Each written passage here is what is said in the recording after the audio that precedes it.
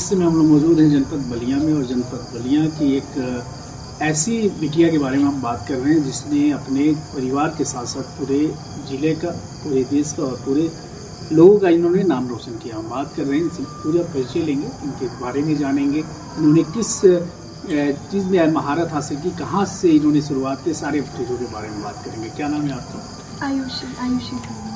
आयुषी जी, ये बताइए कि इस बार की दिवाली आपकी कैसी रही, और इस दिवाली के मौके पे आपने इतनी बड़ी उपलब्धि हासिल की है, इसका श्रेय आप किसको देना चाहेंगे? दिवाली तो बहुत अच्छी थी, परिवार के साथ सभी थे, और श्रेय पूरे परिवार को। मेरे मैं जॉइंट फैमिली में हूँ, तो मेरे फादर हैं, बताऊँ हैं, बड़े पापा, चाचा, सब साथ में, मम्मी हैं, तो सबकी वजह से ही मैं जो भी की हूँ और जो भी हूँ वो हूँ। अच्छा, आप डॉक्टर बनने जा रही हैं, और आप बचपन से ही आपकी सोच डॉक्टर बनने की थी, या फिर बचपन से कुछ और भी था आपके दिमाग में चलता? नहीं, अब डॉक्टर तो फिक्स था, बाकी बीच में कुछ हुआ कि कभी पायलट का था, बट वो सब चीज़ें चली गई थी विद टाइम। डॉक्टर हमेशा से था, बचपन से ही था, और मेरी एक हैबिट थी, बिना ब्लैक बोर्ड देखे, मतलब I could write, I mean without seeing. वो एक चीज़ था जिसकी वजह से सबको लगा कि अरे ये तो डॉक्टर्स करते हैं ऐसा, बिना देखे लिखने वाला चीज़। तो हाँ, बस तब से ही था कि डॉक्टर बनना है, और फिर ऐसा नेचर भी आया मेरे अंदर कि मेरे को लोगों का अगर कुछ अच्छा करके तो वो खुशी जो जेन्युइनली मिलती थी, तो मुझे लगा कि शायद मुझे इसी फील्ड में जाना चाहिए। अच्छा आयुषी जी, बताइए कि एक पर्सनल क्वेश्चन कि बचपन आपका शुरुआत प्रारंभिक शिक्षा कहाँ से हुई, और जब आप 10वीं 12वीं में गई तो फिर वहाँ की शिक्षा आपने कहाँ? मैं यहाँ पे बलिया में ही होली क्रॉस में थी, होली क्रॉस की स्टूडेंट रही हूँ।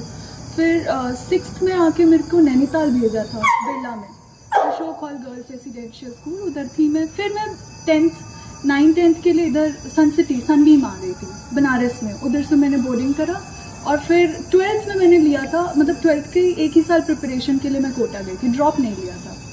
और बस उसी टाइम, क्योंकि ड्रॉप लेने से मुझे थोड़ा वो था कि नीट का कंपटीशन बहुत ज़्यादा था, और फिर जो मुझे कॉलेज मिला उसमें अभी मैं करती हूँ आगे।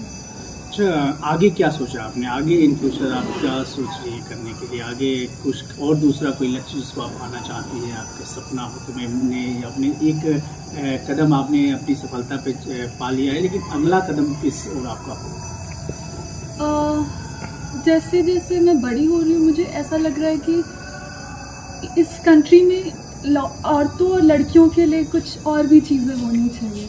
तो उस नाते मुझे पहले लगता है कि मैं ये डॉक्टर की, मतलब अपना ये जो है वो तो कर लूँ, और कुछ भी करके कुछ ऐसा कर सकूँ कि इधर कोई भी औरत या लड़की परेशान ना हो, उनके लिए मुझे कुछ करने का है। और इसीलिए शायद मेरा गायनोकोलॉजी का तो है ही, इंटरेस्ट है आगे परस्यू करने का, बट लेट्स सी।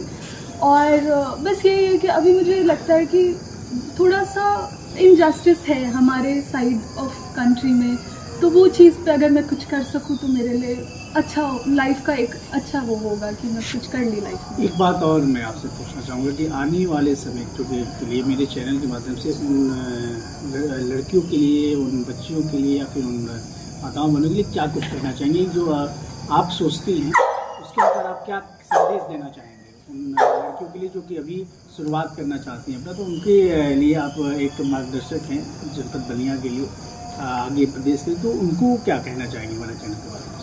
मैं ये कहना चाहूँगी कि 25 साल तक की उम्र में, उस समय तक का हमारे पास ये चांस होता है कि हम अपना लाइफ बना लें, और अगर उस बीच में हम डिस्ट्रैक्ट होते हैं तो पेरेंट्स कुछ और सोचने लग जाते हैं, उन्हें लगता है कि इससे नहीं होगा वो।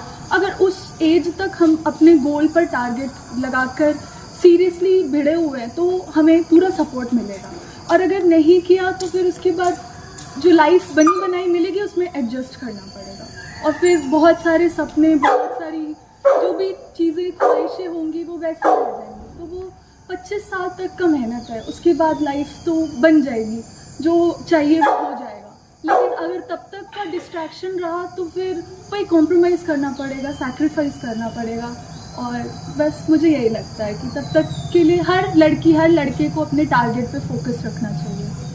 स्पीकर आयुषी ने बताया कि एक उम्र का वो है कि अगर 25 साल यानी कि जो शुरुआती समय है हम लोग का, हर नौजवान के लिए, हर बच्चों के लिए, हर छात्रों के लिए, कि अगर उस पर अपने फोकस यानी कि अपना एक गोल बना ले, अपना एक लक्ष्य बना ले, एक निर्धारण कर ले कि हमें इसको पाना है, और उस पर अगर कड़ी मेहनत किया जाए, एक सूझबूझ के साथ उसको किया जाए, तो वो नहीं है कि उसको पाया नहीं जा सकता है। अगर उससे हम विचलित होंगे, हमारे पेरेंट्स कहीं ना कहीं हमारे साथ कॉम्प्रोमाइज जिन्होंने बात कही, कहीं ना कहीं दूसरी दिशा में लेकर हम चले जाते हैं। आगे भी इनके साथ उज्ज्वल भविष्य की हम अपने चैनल से कामना करते हैं, इनको बधाई देते हैं ढेर सारा, और बहुत सारी चीज़ें इन्होंने बताया कि हम आगे इनकी जो सोच है, जो भारतीय हमारे जो गरीब तबके की औरतें हैं, और जो इन्होंने विशेष चुना है, जिस विभाग में जाना चाहती है, एक बहुत बड़ा है कि उसमें गरीबों के लिए बहुत कुछ किया जा सकता है। इसी सोच के साथ जो इन्होंने बात की, आगे भी इनके साथ हम चर्चा करते रहेंगे। फिलहाल के लिए इतना ही। फिर से इनको हम ढेर सारी बधाइयाँ देते हैं अपने चैनल की तरफ से कि इनके उज्ज्वल भविष्य में साथ है। आगे भी हमारे साथ बने रहिए, ऐसी तमाम खबरों के लिए हमारे साथ बने रहिए। फिलहाल के लिए इतना ही। मैं वेद प्रकाश से सीधा संवाद।